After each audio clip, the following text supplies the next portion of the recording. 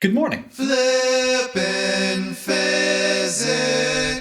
Billy, tell me about electric current. Absolutely. The symbol for electric current is capital I. Current is defined as the derivative of charge with respect to time. It has units of coulombs per second, which are called amperes, and the symbol for amps is capital A. Amperes are a base SI unit. I guess I should point out that this is instantaneous electric current. Average current is the change in charge over change in time. The basic idea behind current is that at a specific point, it is the total electric charge of the charges which pass by that point in a current-carrying wire divided by the time it takes for those electric charges to pass by that point. Electric current occurs when there is an electric potential difference across a wire.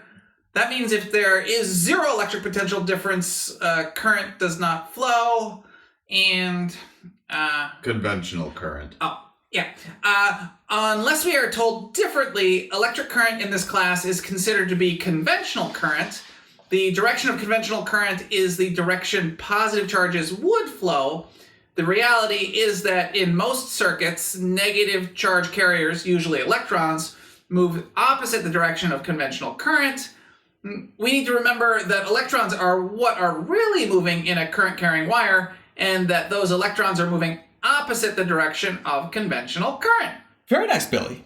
Now let's take a look at a figure showing charges flowing in a wire.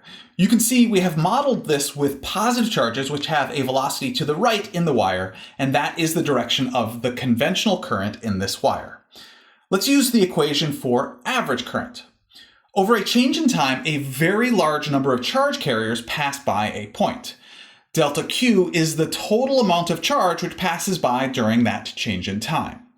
Therefore, delta capital Q equals the number of charge carriers which pass by a point during a change in time, multiplied by the charge per carrier, little q. In order to determine the number of charge carriers, we need to use charge carrier density, whose symbol is lowercase n. Charge carrier density equals the number of charge carriers per unit volume. That means the number of charge carriers equals charge carrier density times volume. And that means delta Q equals charge carrier density times volume times charge per carrier. This brings us to the concept of drift velocity, V sub d. Drift velocity is the average velocity of the charge carriers in a current-carrying wire.